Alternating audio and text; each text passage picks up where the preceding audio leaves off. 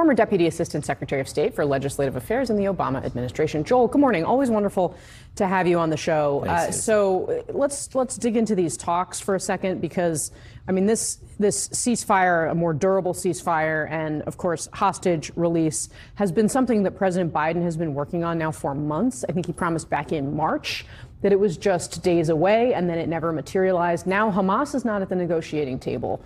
Where do these negotiations stand, and is there any reason to have hope that they might go somewhere?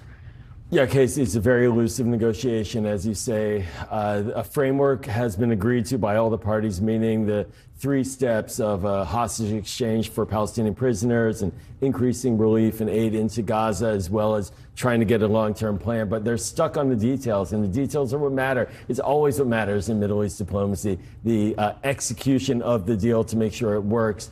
While Hamas is not there, and you're right, and they should be at the table, their decision to not go is a loss.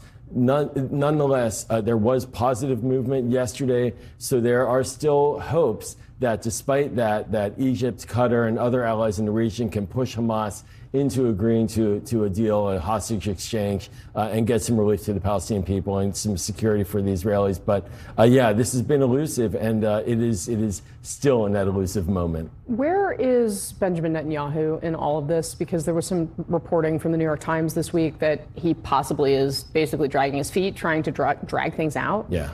Bibi Netanyahu, he has options at this moment. Israel has conducted serious and impactful strikes on leaders of Hezbollah and of Hamas. It gives him political space at home to cut a deal, to say, I've taken out the leadership and I've made us safer. He's not grabbing that moment right now, though, and so he's getting major criticism from hostage families, from Israeli security leaders as well, and he is not committing. And this is the other major problem, is that Netanyahu, he has a personal interest in maintaining a continuation of this fight as well, because if he pulls back and stops and they get a ceasefire, it's quite possible his coalition will seek to collapse the government. But he does have more space available to him if he goes that route, and he could get a soft support from the opposition in the Knesset too. So he has to cut a deal. The Israeli people are demanding some kind of relief for them and to get the hostages out, and that's the best way to get the hostages out. Very interesting. So, Joel, let's talk a little bit about what we're going to see next week at the convention in Chicago, because certainly when President Biden was at the top of the ticket, the anticipation of pro-Palestinian protests was a very significant one. We are expecting tens of thousands, maybe over 100,000 people to go to protest this convention with Kamala Harris at the top of the ticket. How has this dynamic changed with her at the top of the ticket? Does she have more credibility with those groups? And what do you expect at the convention?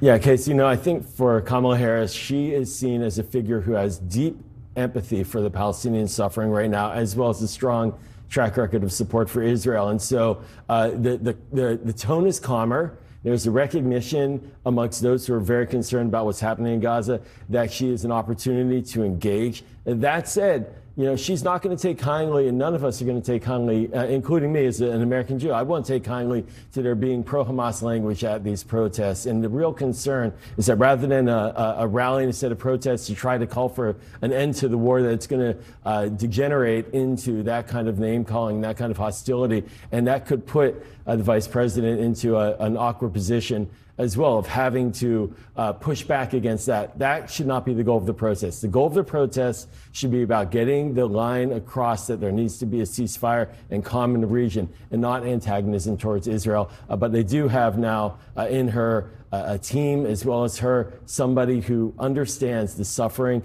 and understands the need for that to end. Yeah. Did you think she responded fast enough when there were Hamas symbols painted on statues here in D.C.? Yeah, I thought that was a really impressive moment. She came out very quickly the next day, or in the morning of, and said this is an unacceptable point. And that is the right narrative.